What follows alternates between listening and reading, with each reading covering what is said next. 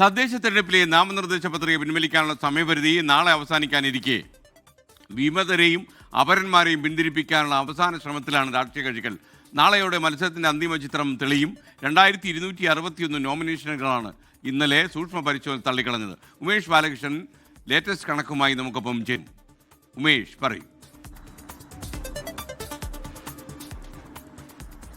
ഇന്ന് ഏറ്റവും നിർണായക ദിവസമാണ്. കാരണം നാളെയാണ് നാമനിർദ്ദേശ പത്രികകൾ പിൻവലിക്കാനുള്ള അവസാന തീയതി.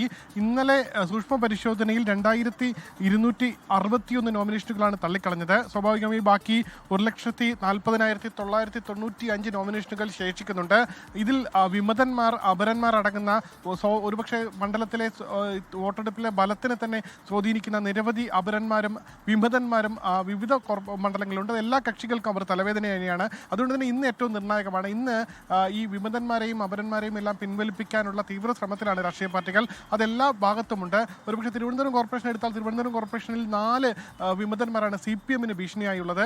അപ്പോൾ കോൺഗ്രസിനാണെങ്കിൽ 3 വിമതന്മാരും ഭീഷണിയായിട്ടുണ്ട്. എന്തായാലും ഇന്നിപ്പോൾ തിരുവനന്തപുരം കോർപ്പറേഷൻ്റെ ചുമതലയുള്ള K. മുരളീധരൻ തന്നെ ഒരു താക്കീതായി തന്നെ പറഞ്ഞിട്ടുണ്ട്. എന്തായാലും നാളെ ഒരു ദിവസം മാത്രമാണ് സമയം. നാളെ 3 മണിക്ക് മുൻപ് നോമിനേഷനുകൾ പിൻവലിക്കാത്ത വിമതന്മാർ ഇനി പാർട്ടിയിൽ ഉണ്ടാകില്ല എന്ന തീരുമാനമാണ് പ്രഖ്യാപിച്ചു കഴിഞ്ഞത്. അതേസമയം CPM ഇതിനോടകം 3 പേരെ പാർട്ടിയുടെ പ്രാഥമിക അംഗത്വത്തിൽ നിന്ന് പുറത്താക്കിയിട്ടുണ്ട്. എന്തായാലും വിമത ഭീഷണി ശക്തമായി തുടരുന്നു. ഇന്നെങ്കിലും അനുനയിപ്പിച്ച് പ്രാദേശികമായ ചില നീക്കുപോക്കിലൂടെ അനുനയിപ്പിച്ച് പിൻവലിപ്പിക്കാനുള്ള ശ്രമങ്ങളാണ് നടക്കുന്നത്. എന്തായാലും നാളെ 3 മണിയോടുകൂടി തെരഞ്ഞെടുപ്പിന്റെ അന്തിമ ചിത്രം അത് വ്യക്തമാകും. വിമതന്മാർ ഇപ്പോഴും ശക്തമായി തിരുവനന്തപുരം കോർപ്പറേഷൻ പരിധിയിൽ തുടരുന്നുണ്ട്. അവർ പല ഭാഗങ്ങളിലും പ്രചാരണവും തുടങ്ങിയിട്ടുണ്ട്. ഇന്ന് ഞായറാഴ്ചയാണ്. ഞായറാഴ്ച മറ്റ് സ്ഥാനാർത്ഥികളും പ്രചാരണ തിരക്കിൽ തന്നെയാണ്. SKN.